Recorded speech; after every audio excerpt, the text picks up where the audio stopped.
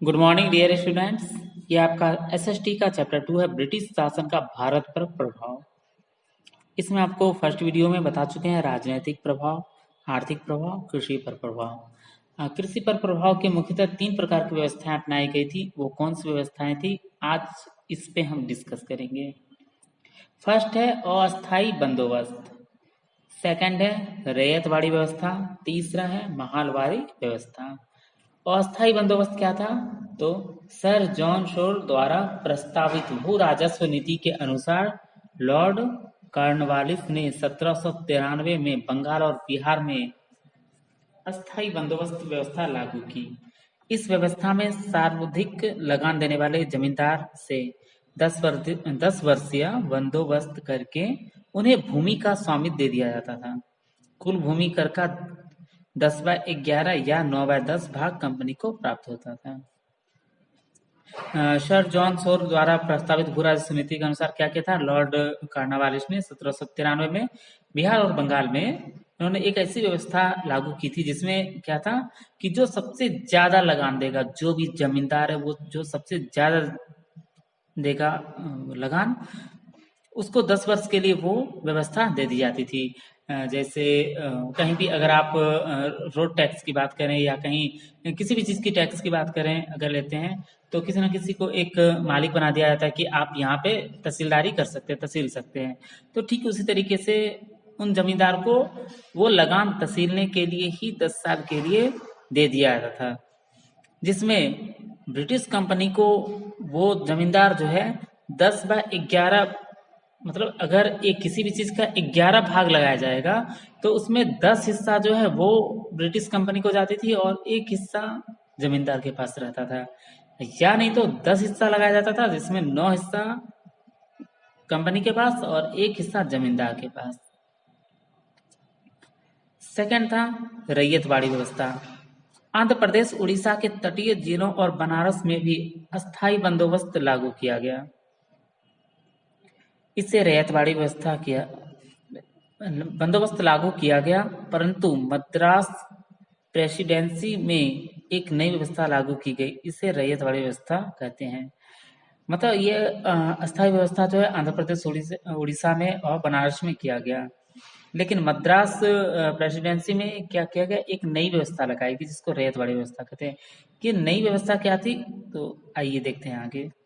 इस व्यवस्था के अंतर्गत सरकार ने जमीन रैयत या किसानों को दे दी। क्या की?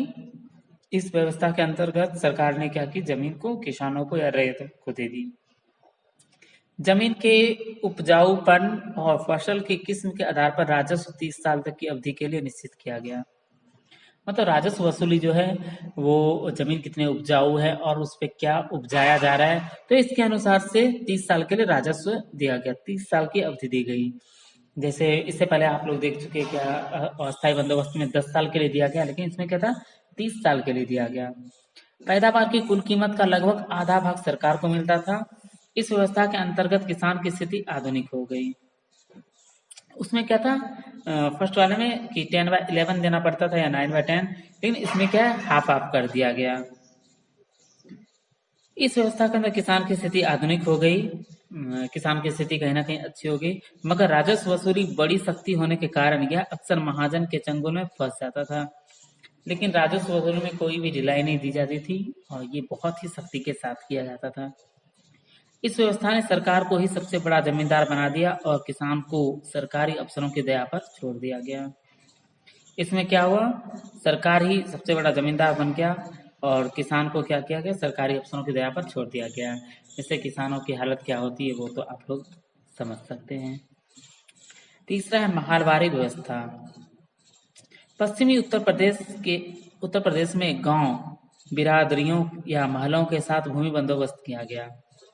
जमीन पर गांव बिरादरियों के सामूहिक अधिकार को भाईचारा कहा जाता था। गांव के समूह महाल कहते थे, इसलिए इसे महालवाड़ी व्यवस्था कहा गया। मतलब क्या हुआ, जैसे पहले क्या था, जमींदार था और रैयत था, लेकिन इसमें क्या है, इसमें कुछ लोग मिल करके काम करते थे, तो इसको क्या हुआ, इसे क्या कहते थे, गांव के समूह को महाल कहते थे, इसीलिए महालवाड़ी व्यवस्था कहा गया। पंजाब और दिल्ली में यही व्यवस्था लागू की गई। इस प्रथा में भू राजस्व का निर्णय तथा अदायगी की व्यवस्था महाल के मुखिया तालुकदार करते थे। इसका कौन इस प्रथा के भू राजस्व का निर्णय कौन करता था? तो मुखिया जो था तालुकदार करते थे महाल की व्यवस्था। इन सभी व्यवस्थाओं से किसान की आर्थिक स्थिति में कोई सुधार नहीं हुआ। महाल वाली व्यवस्था में भी किसानों की आर्थिक स्थिति या बोलो जो भी कहना चाहते हैं तो वो ठीक नहीं हुई उनकी। जैसे किसान को क्या चाहिए खेती करने के लिए, जैसे पानी चाहिए होगा या फर्टिलाइजर होगा, उर्वरक होगा, तो वो ठीक ढंग से नहीं मिलता होगा, तो इसीलिए उनको उनकी उपजाऊ भी कम होती होगी, तो इसीलिए उनकी व्यवस्थाओं में कोई भी सुधार नहीं किया गया होगा। भू राजस्व बड़ी सख्ती से वसूली किया जाता था। इससे अकाल या बाढ़ के समय कोई रियायत नहीं दी जाती थी। जैसे आजकल क्या है कि कम से कम अगर पानी नहीं होता है, सुखाड़ आ जाता है, अकाल जिसको अकाल कहते हैं, अगर सूखा हो जाता है तो सरकार कहीं ना कहीं कृषि लोन या सरकार को कुछ माफ कर दिया जाता है। लेकिन वहाँ पे सरकार वो जो थे ब्रिटिश सरकार वो माफ नहीं करती थी और वो कोई रियायत नहीं देती थी। लगान वसूली या भू राजस्व वसूली किया जाता था। किसानों को महाजनों से कर्जा लेने के लिए मजबूर होना पड़ता था और किसान कर्ज के बोझ से दबे रहते थे। कृषि का उत्पादन कम हो गया।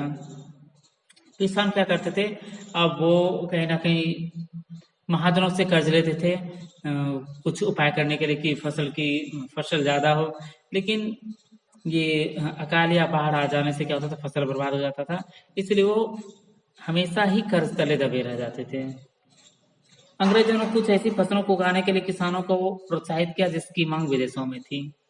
अब विदेशों में कौन सी चीजों की मांग थी जो वो अंग्रेजों ने यहाँ के किसानों को वो चीज उगाने के लिए कहा।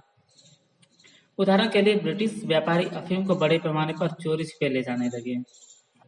अफीम अफीम क्या है? ये एक नशीला पदार्थ होता है जो यहाँ पे उगवाने लगे और इसे बाहर भेजने लगे। इसलिए भारत में अफीम की पैदावार बढ़ाने के लिए किसान को प्रोत्साहित किया गया। अब आप लोग खुद सोचिए कि अगर किसान यहाँ पे नशीले पदार्थ का उत्पादन करेंगे तो भोजन के लिए वो क्या करेंगे, उसमें भी उनको टैक्स देना पड़ेगा और वो अपने घर में भी अफीम को रख के क्या कर सकते हैं। इसी प्रकार कपास, नील, गन्ना, चाय, जूट, कॉफी आदि की खेती को प्रोत्साहन मिला, परंतु इस व्यापार से ज्यादातर लाभ अंग्रेजों के व्यापारी संस्थानों और उनके कर्मचारियों को ही हुआ। भारतीय किसानों को कोई फायदा नहीं हुआ। इससे पहले हम आपको बता चुके थे नील की खेती कितनी डेंजरस होती है, कितने खतरनाक होते हैं। जो एक बार अगर हम एक खेत में नील की खेती कर लेते हैं तो वो अगले 5 साल के लिए, 6 साल के लिए क्या होता था, बंजर हो जाता था। अब 2.4 पॉइंट्स में आप लोग देखिए, उद्योग और व्यापार। उत्पादन के आधुनिक तरीके अपनाए जाने से पहले भारत में शिल्पकार एवं दस्तकार विभिन्न प्रकार की वस्तुएं बनाते थे। जैसे जुलाही कपड़ा बनाते थे, लोहार बढ़ई औजार बनाते थे, कुम्हार मिट्टी के बर्तन बनाते थे। इनके पेशे मुख्यतः पैतृक थे। मतलब यहाँ पे क्या था, आधुनिक तकनीक अपनाए जाने से पहले भारत में क्या था, शिल्पकार और दस्तकार क्या करते थे, तो कपड़े कौन बनाते थे, तो जुल्हे जो थे वो बनाते थे, लोहार क्या करते थे, लोहार औजार बनाते थे और कुम्हार मिट्टी के बर्तन बनाते थे। और इनका जो पेशा था क्या था, पैतृक था। मतलब इनके जैसे इनके पैतृक हुआ, जैसे इसके पापा बनाते होंगे, मतलब उनका खानदानी पेशा होगा। शहरों के शिल्पकार कुछ विशिष्ट वस्तुएं बनाते थे जिनकी विदेशों में मांग थी। शहर में रहने वाले शिल्पकार जो थे वो अच्छी अच्छी वस्तुएं बनाते थे जिनकी मांग जो थी विदेशों में थी। इन विशिष्ट वस्तुओं में सूती कपड़ों का विशेष महत्व था।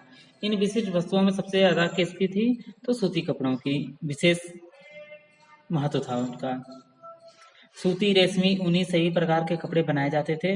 लोहा व इस्पात, तांबा व पीतल और सोना व चांदी की वस्तुएं भी प्रसिद्ध थीं। क्या क्या प्रसिद्ध थी, तो सूती, रेशमी, ऊन के बने कपड़े, ये सब क्या थे, प्रसिद्ध थे। लोहा के बने बर्तन, तांबा, पीतल, सोना, चांदी, ये सब क्या थी, प्रसिद्ध थी। 17वीं और 18वीं सदियों में जहाज निर्माण के क्षेत्र में भारत का बड़ा नाम था। क्या था, 17वीं और 18वीं सदियों में क्या था, भारत में जहाज निर्माण का सबसे बड़ा नाम था। जहाज निर्माण के मुख्य केंद्र थे क्या, गोवा, सूरत, मछलीपट्टनम, सतगांव, ढाका और चटगांव। शहरों में उद्योग सुसंगठित थे। गुजरात के शिल्पकार श्रेणियों में संगठित थे। श्रेणियों श्रेणियों उत्पादित वस्तुओं की गुणवत्ता पर ध्यान रखती थी और अपने सदस्यों के कल्याण का ध्यान रखती थी। तो आप लोगों ने कुछ शहर का नाम देखा कि जहाँ पे मुख्यतः जहाज बनाए जाते थे, जहाज निर्माण का।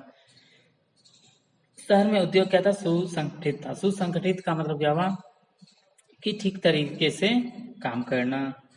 और गुजरात के शिल्पकार, जैसे सुसंगठित का मतलब ठीक तरीके से काम करना कैसे? जैसे कंपनी बनी रहती थी, वहां पे सामान बनाया जाता था। जैसे छोटे मोटे शहरों में क्या होता है, सामान का प्रोडक्शन उतने अच्छे तरीके से नहीं किया जाता। जैसे आप लोग अभी भी देख सकते हैं कि यहाँ पे शहरों में कोई भी सामान का प्रोडक्शन होता है, बनता है यहाँ पे, लेकिन गांव में नहीं बनता है। गांव में किस तरीके से बनाया जाता है ये आप लोग जानते हैं। श्रेणियां उत्पादित वस्तुओं की गुणवत्ता पर ध्यान रखी जाती थी और जो भी सामान बनता था उसकी गुणवत्ता पर ध्यान रखा जाता था और सदस्यों के कल्याण का ध्यान रखती थी और उनके जो सदस्य था उनका कल्याण हो, इस बातों का भी ध्यान रखा जाता था। भारतीय उद्योगों का पतन। अब क्या है, भारतीय उद्योगों का पतन कैसे हुआ, मतलब भारतीय उद्योग कैसे बंद हो गए, मतलब पतन मतलब हुआ कि गिरते जाना। 19वीं सदी के आरंभ तक इन शिल्पों और उद्योगों का भारतीय अर्थव्यवस्था पर महत्वपूर्ण स्थान था। शिल्प जो था और यहाँ के उद्योग जो थे उनका महत्वपूर्ण स्थान था, लेकिन उसके बाद तेजी से पतन हुआ। इसके कई कारण थे। इसके क्या क्या कारण थे ये आज हम आपको बताते हैं।